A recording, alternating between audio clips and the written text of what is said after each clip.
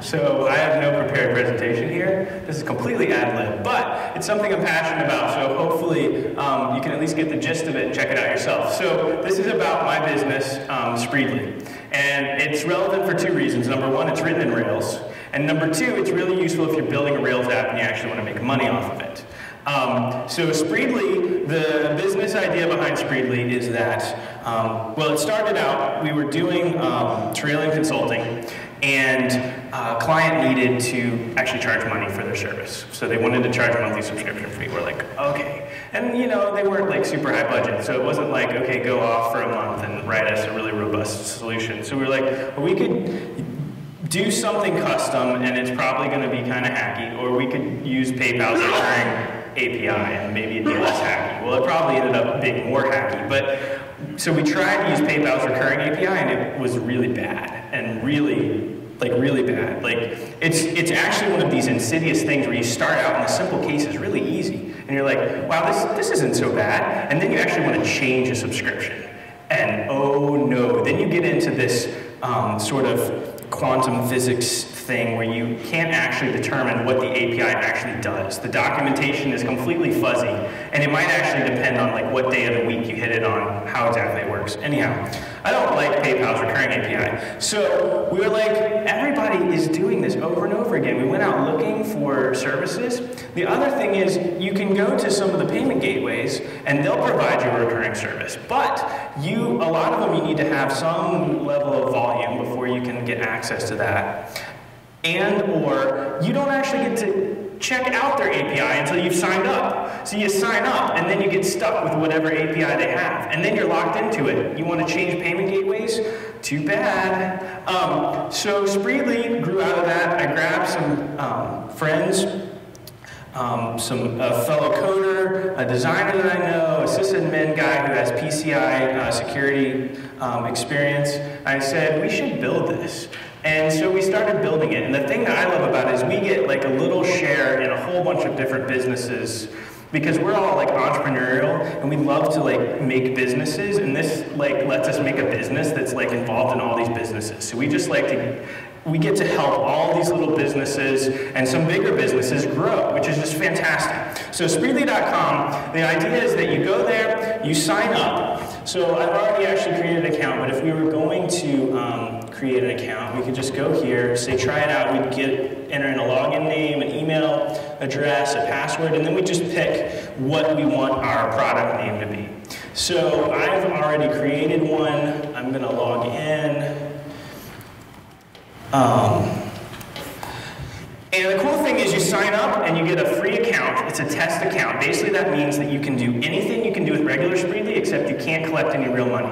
So you get to run against a test gateway. You don't have to mess with a PayPal sandbox or authorize.net test account. You get to use our sandbox, which is very easy to use, basically looks exactly like what you'll end up with. And you can come in here, you go in, you say, okay, I want a plan. And it goes ahead and creates a subscription plan for you right off, but I can add a new one and say, you know, I want the AAC plan, and it's going to be for 1 month, and it's going to be 30 bucks a month. Feature level basically allows you to, you know, you want to charge like X for this set of features and Y for this additional set of features. And feature level is just a string. You can pick whatever you want to, and it gets attached to that when you go out and query the API. So I'm just going to say this is the really cool feature level. And then you can say, here's where I want to return to when I'm done. So we'll just, you know, whatever. This is going to be a regular plan. You can also do gift plans and free trial plans. We're only going to allow recurring purchases. Customers can purchase this plan. You can disable plans, but have people grandfathered on them still. So then we've created a plan. Now I can actually go out without even writing any code, and I can go ahead and hit the sample customer URL and see what it's going to look like when somebody goes to subscribe. So this is what people will see when they go to subscribe to that plan. They'll pick a payment method, hit continue, fill in, you know, first name. This is cool too. You can basically pre-fill different, like an unauthorized or a good one or whatever. So,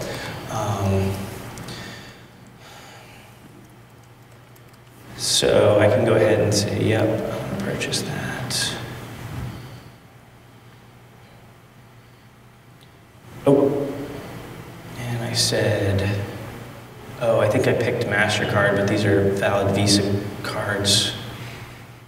I can go back and change the payment method. Yeah, stick with Visa. And give me a good Visa purchase. So you get all of this, just, you know, you get the test account. Oh, right. Thank you. You get the test account for free. You can try it out, you can integrate it with it, figure out if you like it or not, and the integration is really easy. So let's go and look at that real quick. So now I've purchased a plan, I can return back to, it'll return me back to my main site, etc. to get a receipt. So the integration guide, you know, we just went through and added the subscription plan.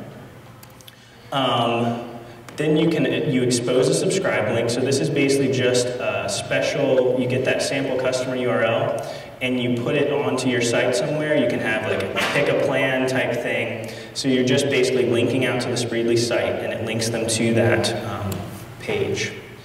And then what you do, the cool thing, and the thing that was really irritating about the ones that I'd used was that they were all of the mindset that you serve them. So they basically feed you data about how, like, who's paid or whatever, and you're required to then track that and pay attention if they update you, etc. If you lose it, you drop it on the floor, then it's gone. So the idea with Spreedly is that we're there to serve you. So you just come out anytime you want to and ask, what's the status of this guy? And we tell you he's active or he's not active. And you can get other details as well, but you're never having to do any calculations. You don't even have to store things. You might want to cache them, but you don't have to store them. So you can come out anytime. So, you know, you can hit the API with curl and actually see, you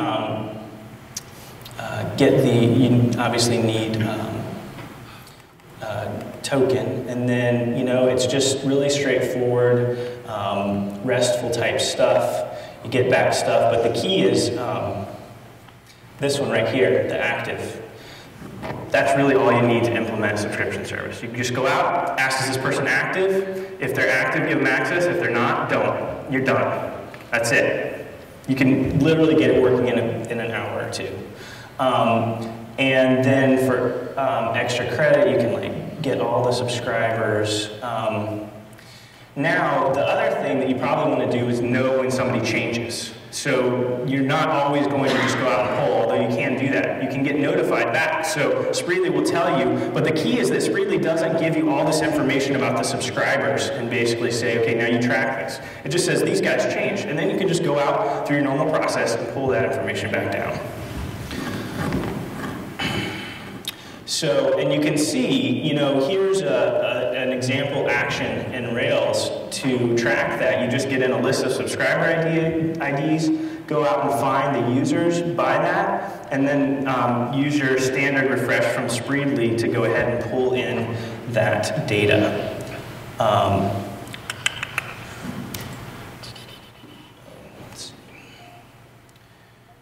And then you can support feature levels. So there's basically a bunch of stuff. I guess in conclusion, I'll just say, and there's a whole reference as the different API stuff. And in conclusion, I'll just say that we have over 1,000 hours into Spreedly. And as far as we're concerned, we just have the basics implemented. We just have the core, like what you really need.